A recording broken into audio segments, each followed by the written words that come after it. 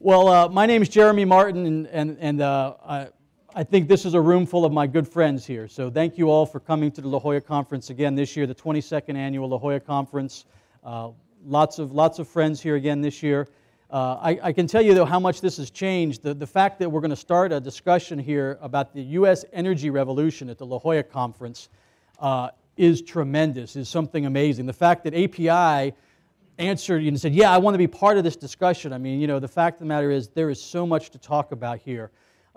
We're delighted to have John Felmy, the chief economist from the American Petroleum Institute, come out from Washington. Thanks for joining us, John. Majida Mourad, also coming out from Washington, from Cheniere Energy. Thanks so much. Thank you. Aakash, Doshi, I think from New York City, right? Correct. So we brought the East Coast to La Jolla. It wasn't hard. We brought the East Coast to La Jolla. The sun came out, and we convinced them, hey, look, this is an incredible group of folks from across Latin America. And what we all want to talk about is this issue of what's going on in the U.S., what's gone on in the U.S., what will continue to go on in the U.S. And sort of as a preamble, I just want to throw out a couple of the statistics that I'm sure everyone knows about, but I think it bears mentioning as we get into this. And final point about the way we want to run this session is I'm going to talk a little bit. We're going to talk about some of the broad questions, the broad framing questions we call them. I'm going to invite John, Majida, and Aakash to each respond to those framing questions, to take about 5, 6, 7 minutes to make sort of an outline of the ideas that they think are most important for us to understand when we talk about the U.S. energy revolution and what it means for our hemisphere. And then we'll come back and try and ask some specific questions to each of the panelists. And then, like I said, you know, the question cards are coming around, and we really want you guys to send up some questions here for our panel. And we want to kick off the La Jolla Conference this year really looking at this topic and looking at what's going to happen across our hemisphere and why it's so important. So the 3 points, sort of my factoids that I like, are that U.S. natural gas production, the surge in U.S. natural gas production past Russia. I think that's an incredibly important factoid.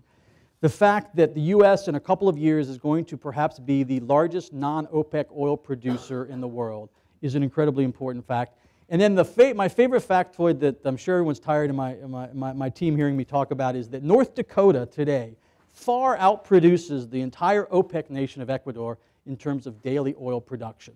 So the state of North Dakota, which I'm sure we all were talking about 10 years ago at the La Jolla Conference, right? The state of North Dakota is outproducing the entire nation of the entire OPEC nation of Ecuador in terms of daily oil production. I think all of these factoids are important as we get into this discussion, but there's another one I want to throw out that I really appreciate the Department of Energy listening. I put in a lot of calls and asked them, hey, could you give us some information? Could you give us something to talk about at the La Jolla Conference? And on Friday they did. On Friday they granted another permiso, another license, thank you, for, see what I told you? My mind is stuck in this.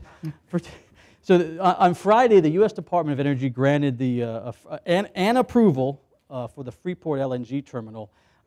And I think that's something we'll probably want to talk about a little bit here today, right? So let me quickly give you the framing questions, and then we'll invite John and Majida and Aakash to talk. And I think we put the first one on the agenda. We went ahead and put on the agenda. What does this paradigm shift in the U.S. mean for energy policy in the region, particularly if projections of the U.S. as a major energy exporter come to fruition? So that's say, fundamental framing question number one. Secondly, I think something interesting I read recently was during a congressional testimony, somebody talked about the possibilities of the United States becoming a reverse Russia. And that is to say, developing the capability to supply allies instead of cutting them off. So I want to ask the panel, what does that mean? And what would the U.S. as a reverse Russia mean for the hemisphere and for Latin America? And finally, I want to talk to our panel here about what are the lessons learned from the U.S. experience, from the U.S. energy boom, the unconventional resource revolution. What can we glean from these lessons in Latin America to help as Latin America looks to develop its own unconventional resources? What are some of the things that could guide that effort to develop unconventional natural resources in Latin America? So with that, I'm going to stop. I think everyone's in here now, so I've done my duty of getting folks in while I talk and let our invited guests speak to you. So John, if you could take a few minutes and share with us some thoughts, and then we'll go down the line and have our conversation. Thanks for coming. Well, thanks very much for having me. It's always wonderful to come to La Jolla. Welcome, although I must say, growing up in central Pennsylvania, I knew where Jolla was, but I didn't know where La Jolla was. So it's taken me a while, you know. So if you have translators for central Pennsylvania ease, I hope that'll help. We'll see. I'm not sure. Yeah, I'm not sure. Probably not. But in any case, it's really wonderful to be here. I also mentioned my brother got a PhD here in physical chemistry, which he continues to remind me is a whole lot more difficult than economics. So. You know, I'm happy to come back. But it's a wonderful opportunity here, and I really want to thank you for having me. Because if you think about it, I've been working in energy policy for 40 years, since 1973. I was on the Penn State debate team, and the debate topic was resolve the federal government should control the supply and utilization of energy in the United States. As though they could. They tried. An unmitigated failure. If you remember what happened with price and allocation controls on energy, if you remember very bad tax policy in the Carter administration that resulted in reduced production of oil, increased imports, destroyed jobs, and then they poured the money down the drain on things that didn't work. Fortunately, that all changed over a while. But over that 40-year period, for about 35 of that 40-year period, we were dealing as energy folks in the United States with the notion of scarcity. In other words, we don't have enough. We're a declining province of oil. We can't drill our way out of it, on and on and on. Well, that changed starting 15 years ago, where we started to have 3 dramatic improvements in technology that have changed everything. The first was deep water drilling in the Gulf of Mexico. And thanks to a wonderful bill that Bill Clinton signed in, the Deepwater Royalty Relief Act, it jump-started the industry. And so back 20-some years ago, we thought there were a couple billion barrels of oil. Now we know there's tens of billions of barrels, completely different. The second aspect is Canadian oil sands. Think about it, you have 170 billion barrels that's worth 10 times Canada's GDP and is going to be developed no matter what the Keystone XL opponents say about it. And finally, horizontal drilling and hydraulic fracturing, which has perhaps been the most misunderstood, misrepresented, and lied about technique ever in terms of energy. And so on. And with those combination of things, we've reached a point where North Dakota, 780,000 barrels a day, the second largest state in the country. We've seen natural gas in Pennsylvania, suddenly a huge development. I grew up as a dirt poor country boy in the hills of Pennsylvania near Williamsport, Pennsylvania, which most of the world only knows as the home of Little League Baseball. Little League World Series. Little League World Series. Now it's the 7th fastest growing city in the country. And you can see things develop around there I never dreamed of growing up as a poor kid. You can graduate from high school, get a technical degree, and get a job. And that's true of the rest of the country, whether it be Bakken. I was just out in Minot and what's going on. Whether it's South Texas, and maybe here in California, because we got the Monterey Shale play of 15 billion barrels. And so if you think about all those things that come together in terms of what we've had, we're no longer dealing with scarcity. And what we have to do to move forward is proper policy in terms of regulations, in terms of taxation, and in terms of access. Because if we don't get those 3 right, we will fail. And we will fail as bad as the failed policies of the 70s. Thank you. Fantastic. Majida. Thank you very much, Jeremy and Charles, for having me here. It's a pleasure to be here. It's my first time, and I'm also joined by the Honorable Albert Nahas from our office, so I'm happy to be here. John did a fantastic job of kind of outlining where the markets are.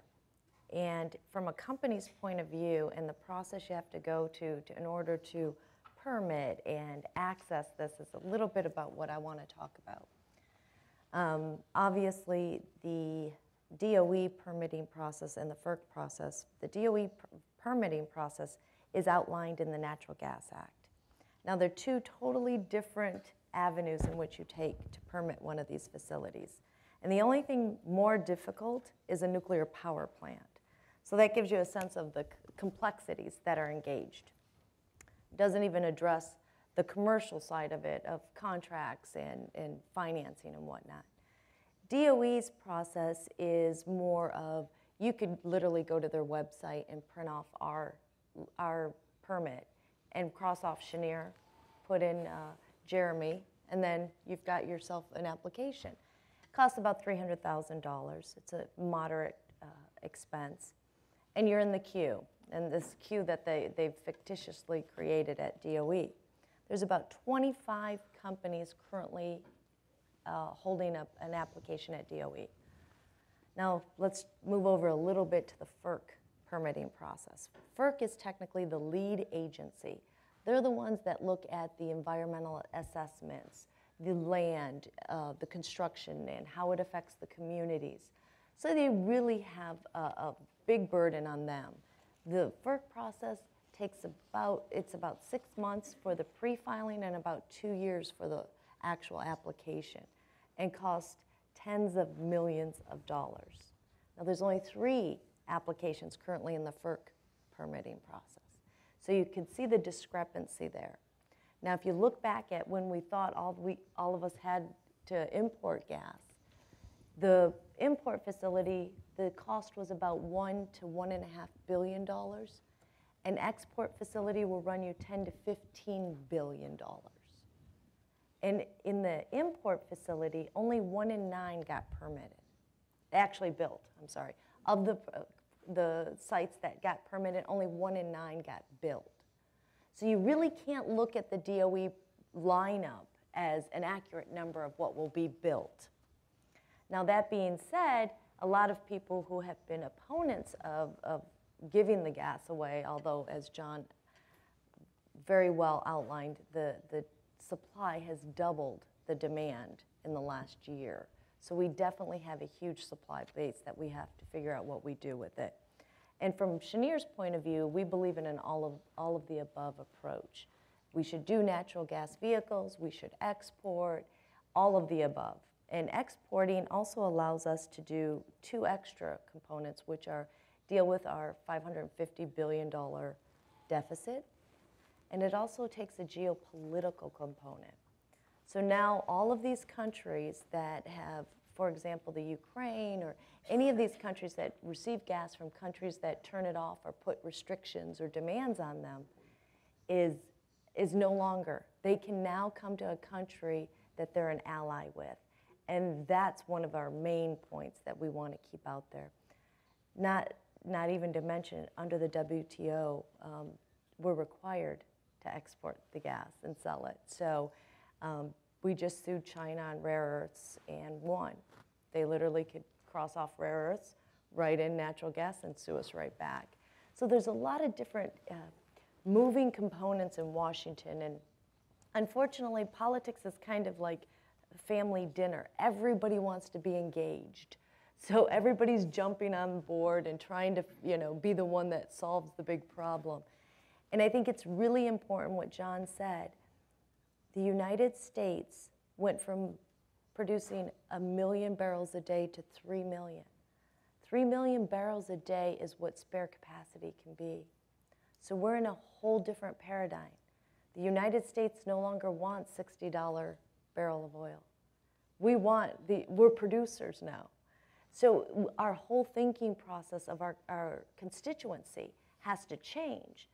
And it's very challenging to change our constituencies' minds when for years and decades it's been a scarcity, as John mentioned. So in Washington, we have some challenges, and it's a matter of going in and educating not only the House, but the Senate, and more importantly, the staff. And there's so many moving components in Washington, including the diplomatic corps and the administration.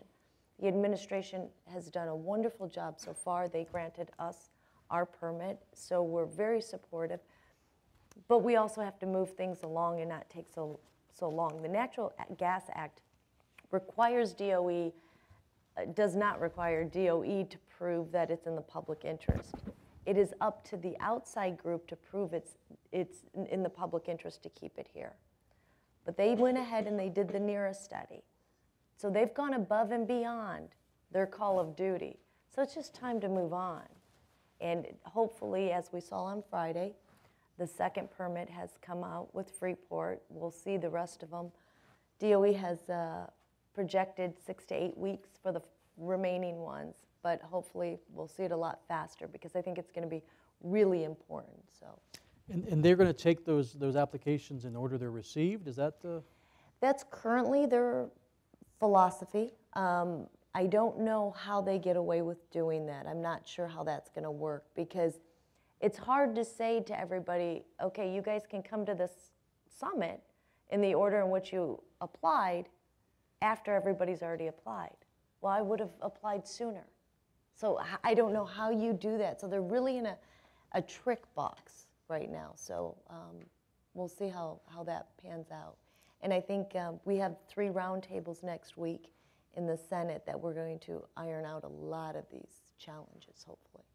Great, thank you. I'm sure we'll get back to this in a little bit with the discussion, but Aakash, why don't you bring your perspective from sort of the Citigroup global markets and how you guys are looking at this? Sure, thank you very much, Thanks Jeremy. for coming.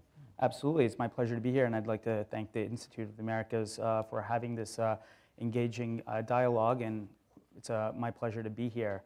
I think John mentioned some excellent points, and I guess I would like to look at on a broader framework of what North American energy independence really means, and particularly in the context of the US and Canada, and it really will have ripple effects that will impact Latin America, which is already happening, but it's going to be global in nature. And US energy independence and North American energy independence is very tangible in our view, and you're already starting to see it unfold faster than we had thought. So just to take a little bit of umbrage with what Jeremy had already stated, he said a few years from now, the US could be the largest non-OPEC producer. Looking at the entire hydrocarbon market of liquids, so looking at crude oil production and field condensate, NGLs, conventional renewable fuels like ethanol, as well as refining process gains that have been steadily on the rise, I'd venture to say that the US is already the world's largest hydrocarbon producer of petroleum. That number was 8.3 million barrels a day in 2007. It rose to 9.5 million barrels a day in 2010, and currently is around 11.5 million barrels a day. This is even more remarkable considering after mid-2010, the slowdown that we've had in Gulf of Mexico. So if anything, the growth could be more to the upside.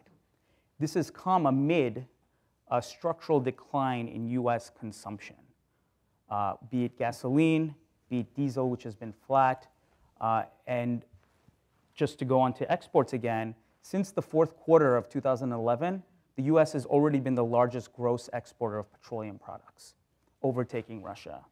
So some of these major strategic and structural shifts are already occurring before our eyes, and we anticipate they're going to continue to grow. To echo what Majida and John were saying, it's not really a geological issue, and it's not a technological issue in the US. It really is a policy issue, and are they going to promote the right policy? If you look at US crude production right now, 7 million barrels a day of just crude production, up 1.1 million barrels a day year on year. We were already the 3rd largest producer, only surpassed by Saudi Arabia and Russia.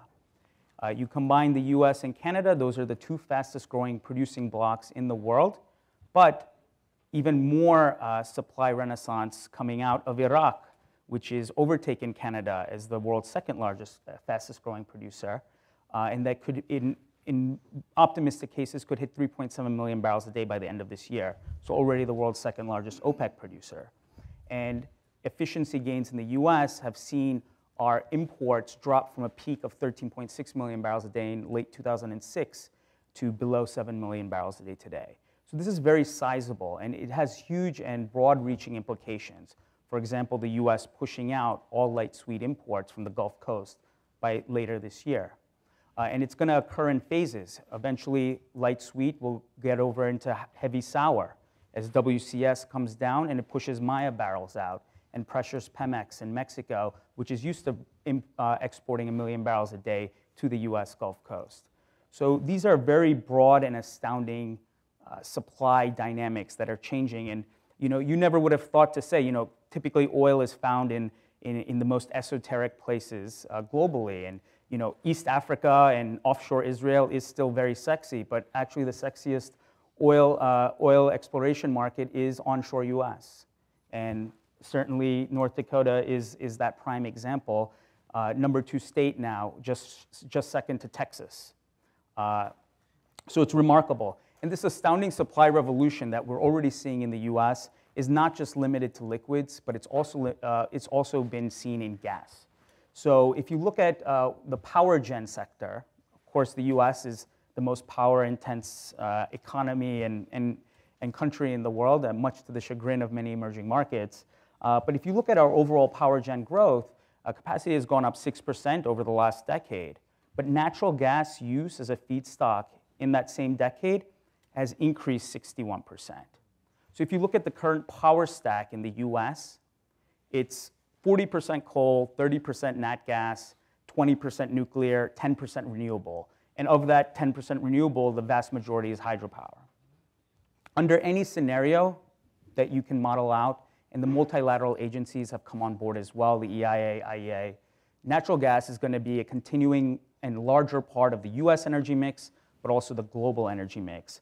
So that's going to have huge impacts because, as was mentioned earlier, the US has basically pushed out pipeline gas, Canadian imports of gas, and basically are pushing out LNG imports as well to the point where, and I'm sure we'll get into this discussion later, but perhaps by 2022, North America, the US and Canada could be measurable LNG exporters, rivaling Qatar and Australia in size at between 9 to 11 BCF per day.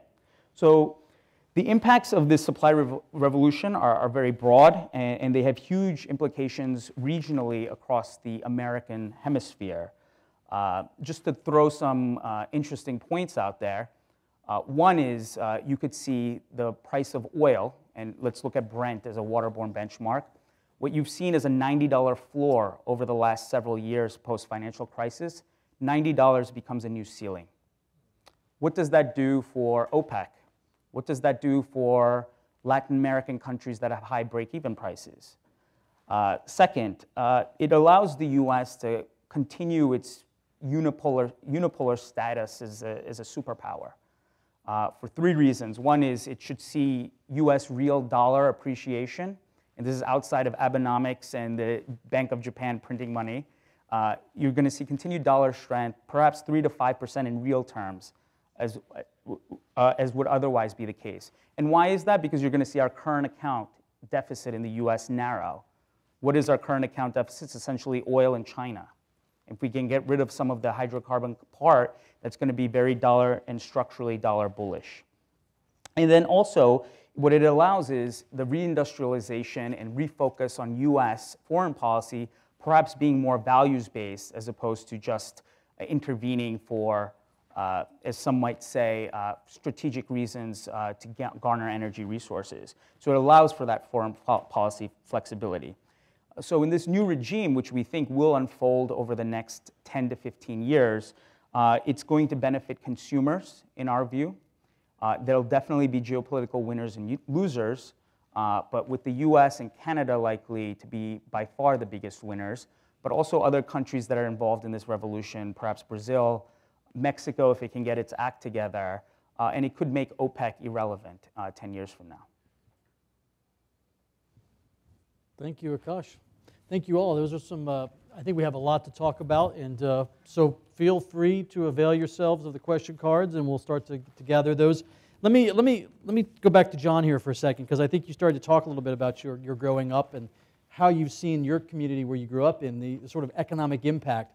And something that came out during the workshop we had the last couple days was a discussion of the Barnett and the royalties in the Barnett in a certain area. And just anecdotally, there was something like a $9 billion figure thrown out in terms of royalties that folks, mineral holder folks, basically, put Jeremy on the application, Majida said. Right. Jeremy was on the application for the royalty in the Barnett and now was getting money to the tune of, well, not Jeremy alone, but the group to the tune of $9 billion. Talk a little bit about the economics of it. And then also, before you move on, because I want to get your thoughts on this, where in Latin America could this revolution be perhaps replicated? What do you, give us some thoughts about Latin America. Well, first of all, in terms of the economic impacts, it's dramatic because what you have is, first of all, the leasing of the land, which in Pennsylvania, for example, varied up to $7,000 an acre, recognizing that in the United States we have split estates, and so private individuals can own resources, unlike most of the rest of the world. And then you've got royalties, which are typically in a range of 25% of the value of it. And the economic impacts, just in terms of that alone, kind of are what we like to say, help people save the farm. Because you have largely very poor farming, very poor not ranching, but agriculture, dairy, and so on. And so it's an immediate effect on it. And then when you marry that with the economic development of the oil and gas, the drilling, the supplying of sand, water, steel, pipes, and then all the secondary suppliers and then all the communities, it's just incredible what's happened. I mean, just absolutely incredible. And you see the same thing in North Dakota. I was just out in Minot where I was talking to this one, I think he was probably about 22 years old, and he got a high school degree, got some technical education, and he's making $100 grand a year. And you think about that, I mean, that's just so dramatic in terms of what is going on. And so there's no doubt that you have all these spread and wash effects that we can add millions more jobs in the U.S. with unconventional alone and in conventional. Now, in terms of South America, if I were to say where I think the biggest opportunity, of course, we continue to see offshore opportunities in Brazil, huge because of the huge resources that are there. Big opportunities in Argentina. But the real question there is the YPF question. With the expropriation of YPF, what's going to happen? Now, Chevron signed recently some deals over the past week or so. And if you think about it, that's true there, and it's also true around the globe, where it's wonderful to have the resources, but if you think about China, with almost twice what we have in shale gas, well, who's going to move into China unless you're going to be sure you're not going to lose your technology? Russia, the rule of law there, and on and on and on. So, there's tremendous opportunities, but it's what we call the above-ground risk that is the challenge. Excellent. Majida, let's talk a little bit. I mean, we've spent a few minutes, obviously, with what this explosion has meant for the potential and overtaking, long dominant producers in the world. So now that's enabled a company like your company to develop an export terminal. But talk a little bit about, and I think you started to get into some of the permitting challenges. Talk a little bit more about that. But also talk about some of the things John just mentioned. And I'm very curious how this opportunity, particularly in this hemisphere, how has this informed Cheniere's strategy in the hemisphere in terms of when you're looking to potential markets for this newfound resource we have? Well, it's an interesting dynamic. I mean, and it's evolved tremendously over the last 2 years that we've been doing this. When we first started, we were an import facility. It wasn't until, gas prices tanked that we all kind of looked at each other, and thank God our chairman said, there's some talk about gas being available to export. What year was that? That was in 2007. Okay. So, I mean, we were in a situation where we had to look at it and say, okay, we made $1 billion mistake. How are we going to fix this? And let's just put all our eggs in export, because that's literally all our company does. So we moved forward with putting into an application to get a permit, and we were the first ones out of the gate in 40 years. So it was kind of very new territory. They even gave us the permit with stipulations of, because nobody in the world believed we were going to actually export gas from the United States, we needed DOE to give us a permit so we can go tell them, look, we really are. And so once they were convinced, we were able to go out there and deal with different markets. The challenge was finding, the balance between the FTA contracts and the non-FTA, which we really didn't get into. But at DOE, the permitting for a non-FTA is what has to go through. Free trade agreement. Correct. Yes. Free trade agreement, sorry. FTA countries are automatically deemed approved in the public interest. So it's only the non-FTA countries. So I think you're going to see if this administration doesn't move at an appropriate pace, that people are going to start looking to do contracts with FTA countries. But I think we saw in the Obama administration's current visits that he's very interested in interacting and helping our allies in South America and Central America. I met recently with the Inter-America Development Bank, and I know there's a couple of you guys here today that I've met with, and they're very interested in possibly, because the challenges you guys have are more of the amount that you guys would require in the smaller countries. So maybe grouping some of the countries together in order to put contracts together that would satisfy the whole region and also give you the viability for a delivery of a tanker. So there's a lot of different avenues that you can You're talking about Central America? Mm-hmm. Okay. Excellent. Akash, let's follow that a little bit and talk a little bit about sort of this reverse Russia concept, if you will. You know, in how this is going to continue to inform our commercial and geopolitical discussions in this hemisphere. I mean, you started to get into this, but let's follow up on that. And I'll cheat a little bit because I don't think we can just talk about the America's hemisphere. I think you have to look at it from a global perspective. Two caveats. One is I'm a macro strategist, so I won't pretend to know about your country better than you know about your country. That's certainly number one. And I would say number two is that oil is globally traded, it's fungible, and we can't look at it in isolation. I think we'd all stipulate that at least those 2 points. So the way we look at it, and the way I look at the kind of ripple effects and how they're going to be brought upon with this North American revolution that we've been talking about is kind of in 3 phases. One of the phases that we're already seeing happen, the second one is very nearby, and the third one is a little bit more distant. So let's look at the crude streams and what those phases are. The first one is you're going to see it in the light sweet market, and this is particularly going to impact WAF barrels, West African 40, so African barrels in general, and Mediterranean barrels. So if everyone here follows the oil market, you've seen there's been a dislocation between US prices of light sweet and global prices of light sweet, or waterborne prices, tidewater prices. So that spread, Brent WTI, has averaged $15 to $20 a barrel over the last couple years. It's recently narrowed to less than $10 a barrel because Cushing is being flooded and evacuated, but it has the potential to blow out again. Don't want to get into detail, although if anyone wants to talk about trading the spread afterwards, happy to do so. But the broader theme. So one is the light sweet market getting impacted. So the US has a glut of light sweet, and PADD 2 production is very strong. Bakken, what we've talked about, second strongest producing state in the US. So essentially in 2007, going back to my half-decade example, the US, we used to import 2.4 million barrels a day from Africa. Today, that's 1 million barrels a day. By the end of this year, perhaps even by the end of the third quarter or beginning of the fourth, it'll be 0.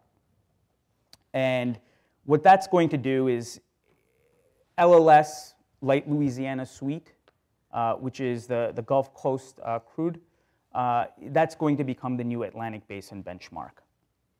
And what that's going to do is that's going to pressure the US to export crude to Eastern Canada and also find another outlet perhaps in the Northeast.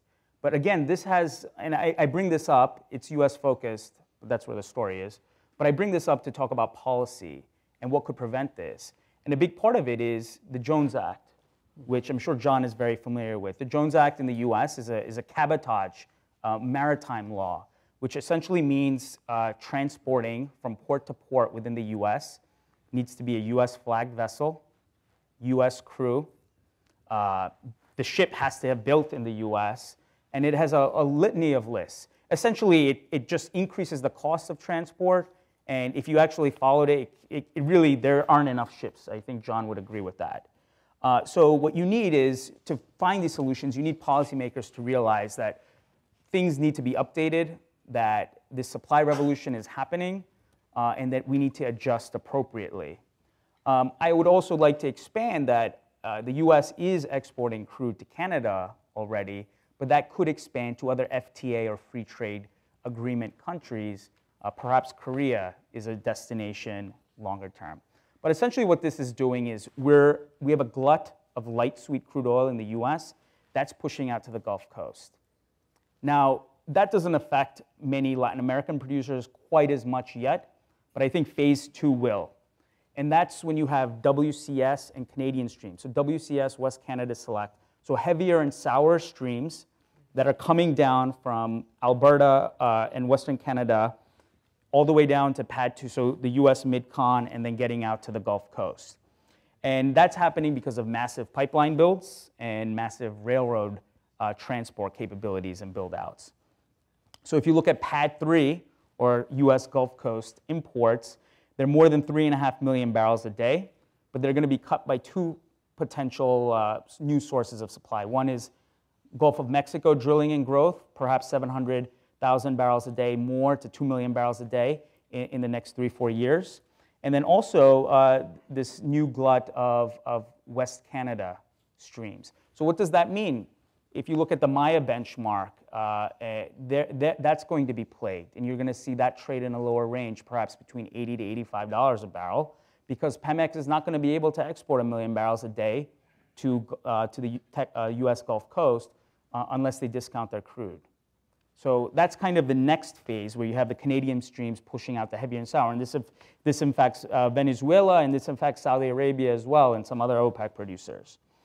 And actually, Canadian sour crude could even, if you want to look at it globally, could even challenge Urals in Europe and put some pressure there. So it's quite interesting. And that kind of leads to the third phase of this North American and US and Canada supply revolution, or revolution, is that the West Canada could become the new Pacific Rim market, or basically Pacific Basin benchmark. So that pushes out ESPO, the Eastern Siberian Pacific Ocean transport line, which is about 1.6 million barrels a day. It transports, they export over there to, it's the Japanese and Chinese benchmark. The Russians are trying to create a contract in St. Petersburg. It could very well be the case because of Trans Mountain pipeline that Kinder Morgan is building, and then also the Enbridge expansion at Northern Gateway, that you have this glut that's going to form in the west coast of Canada, and they'll become the effective benchmark for the Pacific Rim. So that's very interesting kind of dynamic. I just wanted to kind of lay down. Now, to answer the question more honestly, I think there are two, how do countries avoid pitfalls, and then what are kind of some of the differences of this revolution? I would say two things. One is the companies have to be less nationalistic and more market-oriented. So if you look at Pemex, they've been stuck at sub 2.5 million barrels a day production. We're actually bullish. We think by 2021, 2022, Mexico could get to 3.5 million barrels a day of production plus 1 million barrels a day growth. If you look at what Pemex says, they feel they have about 29 billion barrels of oil equivalent in ultra-deep water Gulf of Mexico. The issue there is that Pemex has never drilled deeper than 5,000 to 7,000 feet. So if we thought BP Macondo was a disaster in the US in 2010, I mean, can you imagine if Pemex went on it alone? So there needs to be this openness. And I think with the PRI election last year, there is some openness to perhaps having Anglo-Dutch partnerships and JVs materialize. And we think that's important. Lastly, what I would say about the US, and I'm sure John could expand on this, but very briefly, is it's an independent phenomenon. So if you look at what traditional oil wells, let's look at a large oil field, 500,000 barrels a day, $6 billion of investment. It typically had a payback period 5 to 7 years, and only an ExxonMobil could really invest in it. What this supply revolution has been, and this shale revolution has been, is driven by the independents, the Chesapeakes, Range Resources, Continentals of the world.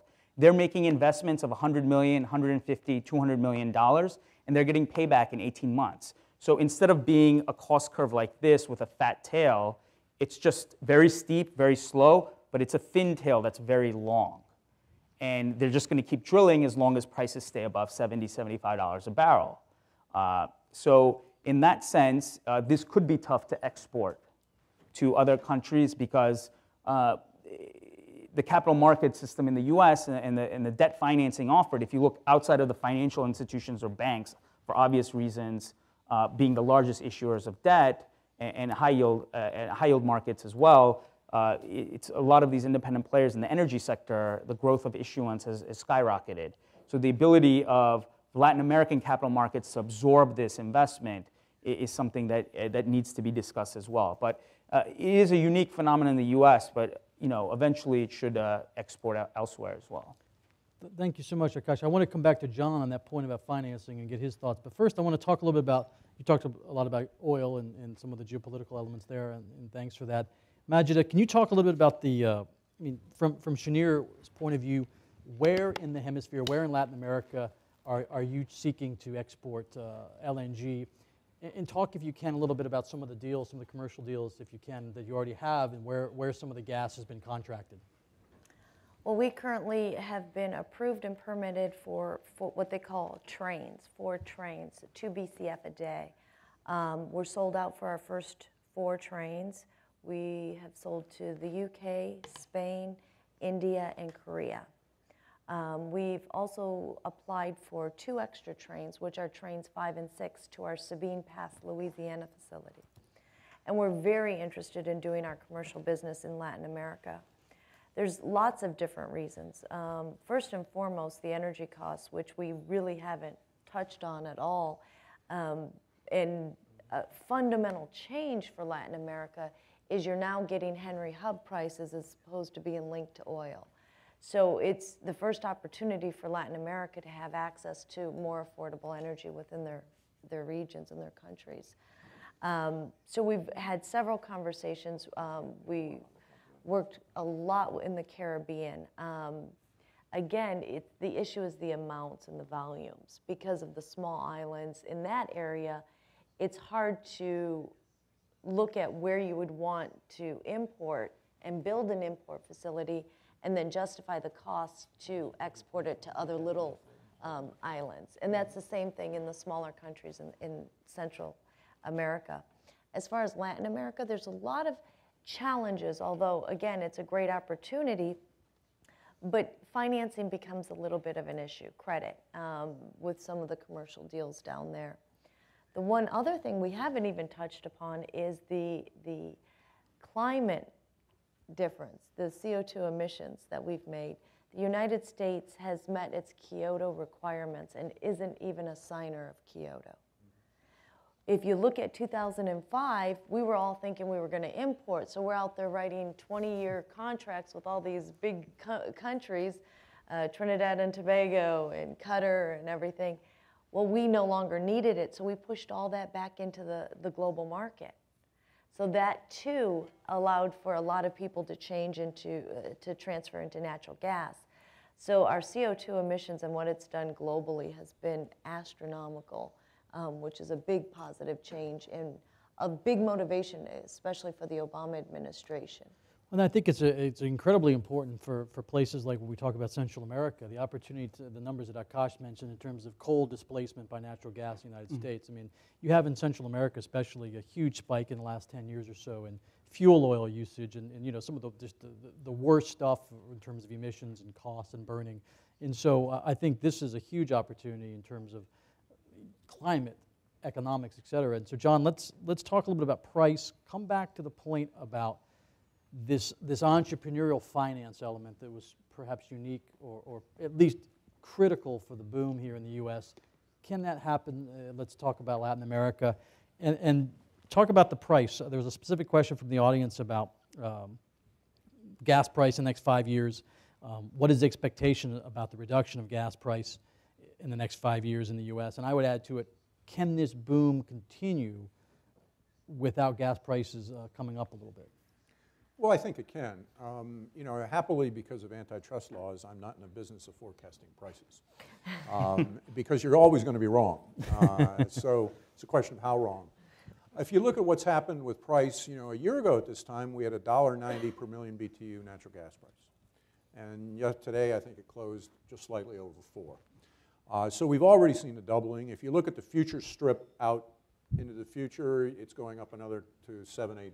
So at least that's somebody's assessment about what's going on. And the futures price is key in terms of, as you say, for financing, for looking at what's going forward. Can it continue even at these prices? Well, I think so, and the reason I look at it is we produce quarterly drilling statistics where we have exploratory drilling, development drilling, and total, and then we break it out by oil, gas, and dry holes. And if you look at, even with the slowdown last year of natural gas drilling, the one area that continued really strong was exploratory. In other words, you had to keep drilling. If you have a lease, if you don't drill it, you lose the lease. Yeah. And so what you see is this continued development, and it was up 20%. Footage was down some, which means you just prove out. When you've got a shale block, you just prove it out. It isn't like finding or missing a reservoir. So what you're seeing is this huge amount, I think, of gas that's just sitting there for marginal price change. And you know, when you think about exports, you know, it's funny, just if I can mention, this country wants to export everything but energy.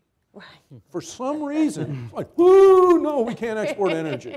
You know, we can't export natural gas. We can't export oil. We can't, you know, but for some reason, everything else is copacetic. So what I think about it in terms of what the opportunities are, you know, how flat is the supply curve? You know, because if it's flat, then you have very little price impact from that added demand. And so it's something, but yet we have the folks in the world like Congressman Ed Markey, who's running for Senate, who are adamant against this.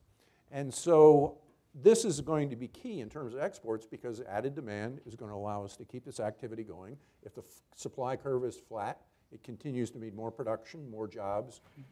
Everything's wonderful. And so let's look at it in that terms. So, Majida, Aakash, you want to predict the price in 5 years?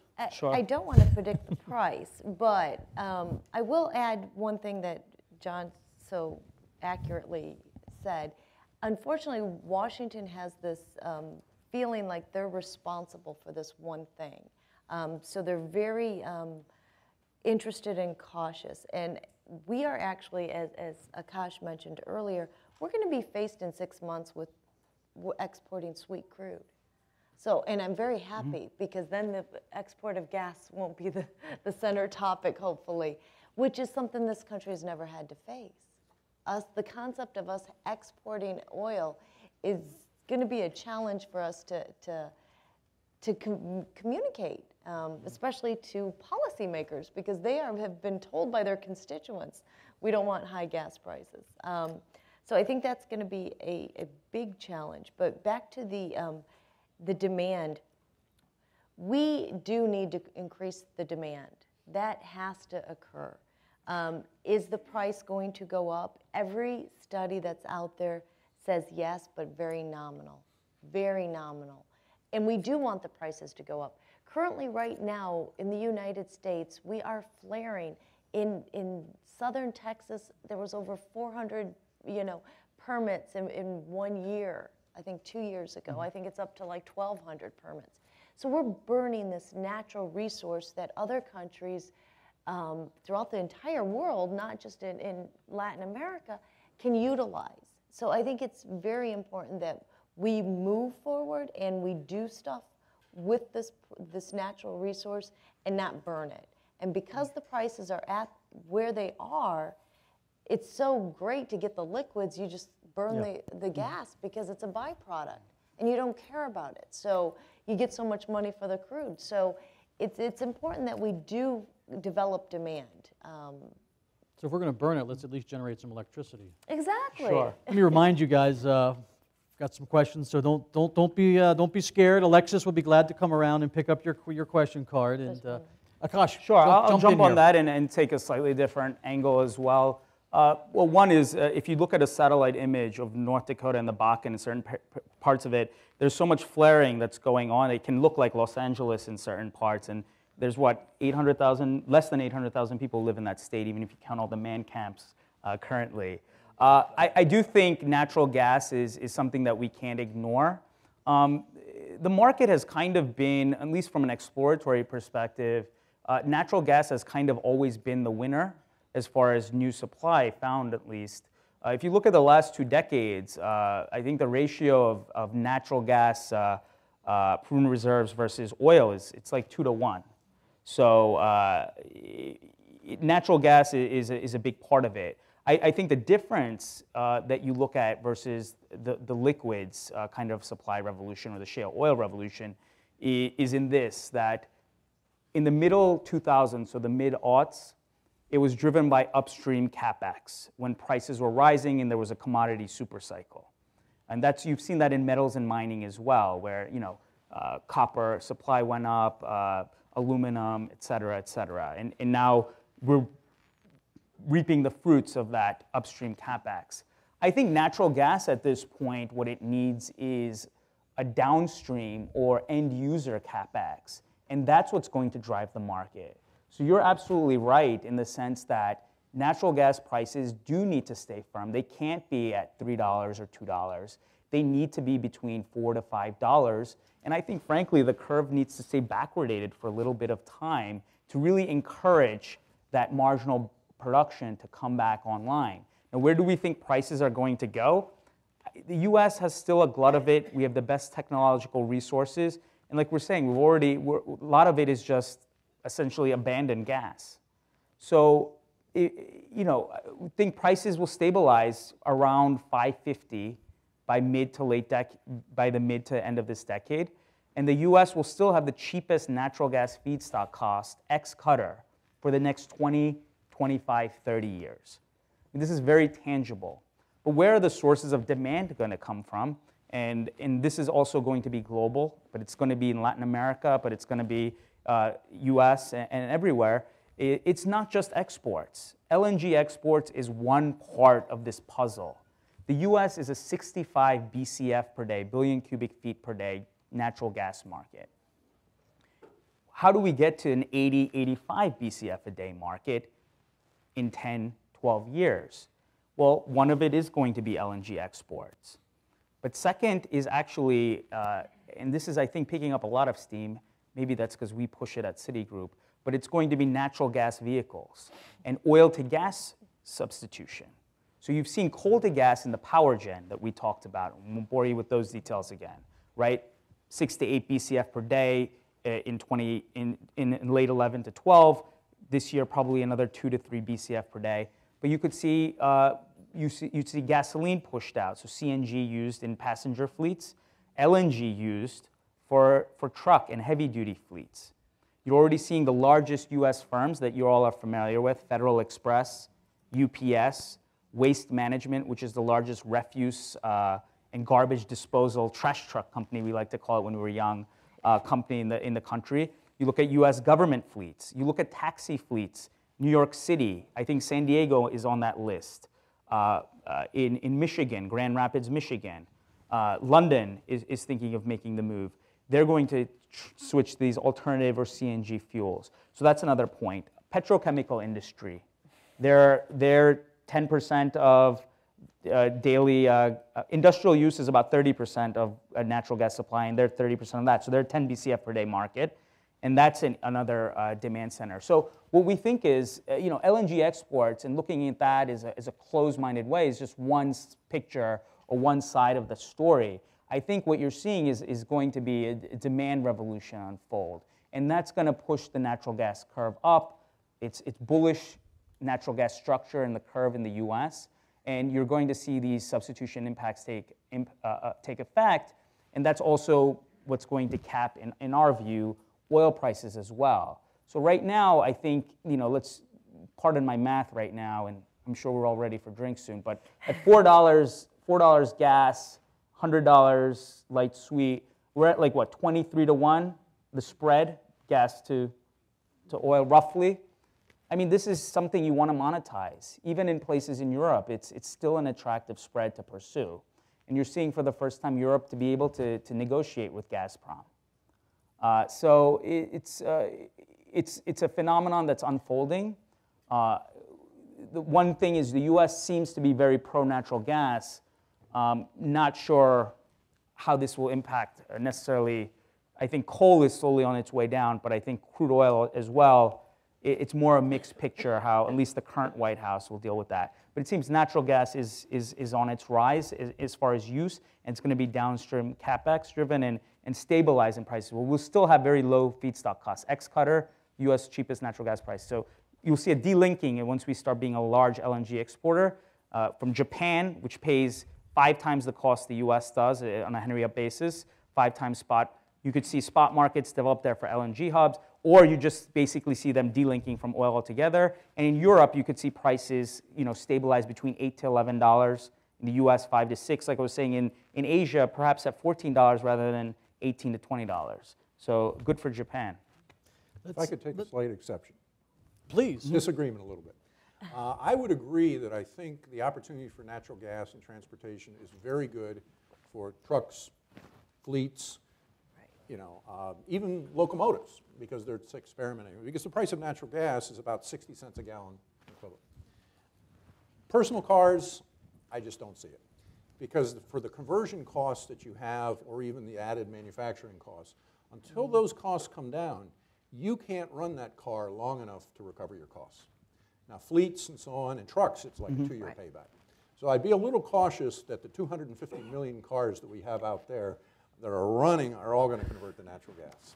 And in any case, even if they could, you're talking about 10, 20 years.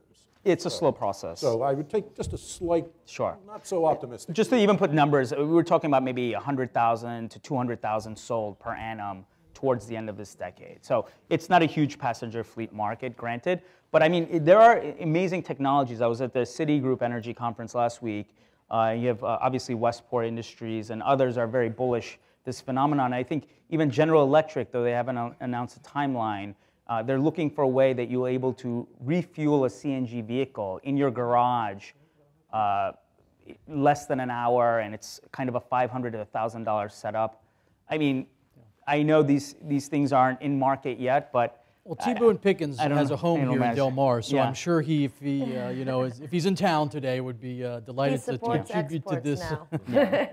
Well, and to his credit, he has been supplying Super Shuttle with gas for 20 years, so he's been at it for a long time. But again, it reinforces the point of the fleet. Yes, exactly. And certainly the fleet is where the growth area is going to be, and that's where the growth area will be globally. So let's taxi fleets, et cetera. Let's move on to something less controversial, the Keystone Pipeline.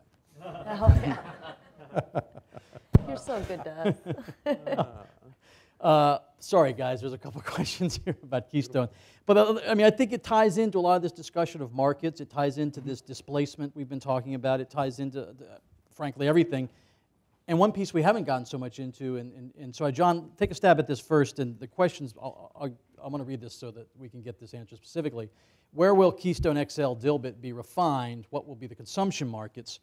Another question I want you guys to think about when we talk about this is something you mentioned, I think, in the outset was, it doesn't matter what happens to Keystone, these things are going to happen anyway, but what about the environmental elements and the facts you say? We've got to stop line in the sand over the oil sands.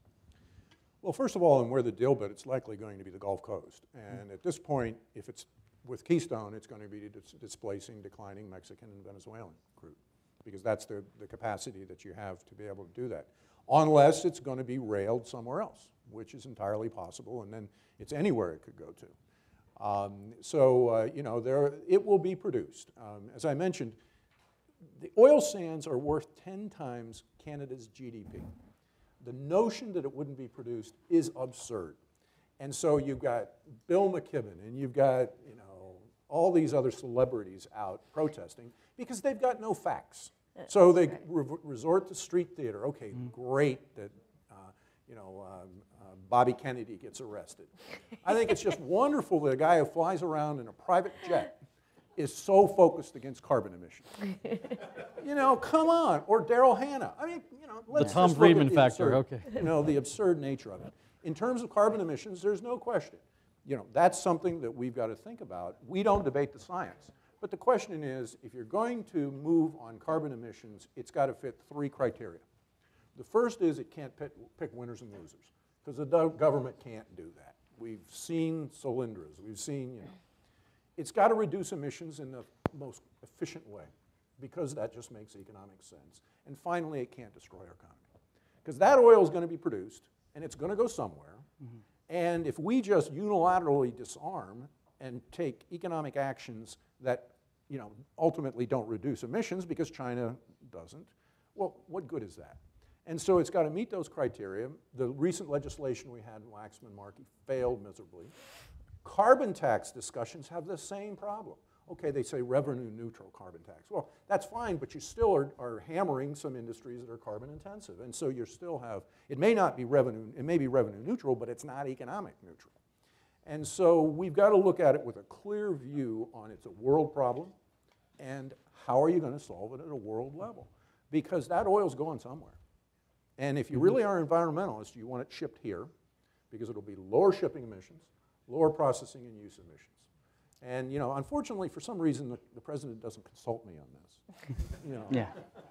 So I can't give you any. Call you. I can't give you any insight into it. But I hope that clear thought about that it is the appropriate way to bring Keystone to the U.S. So directly related to that, just so TransCanada has kind of penciled in 1Q15 as a kind of potential start. So they're still First quarter of 2015. First quarter of 2015 for something happening. So we do think it'll, at least at Citigroup, we feel it will somehow get through perhaps sometime even later this year.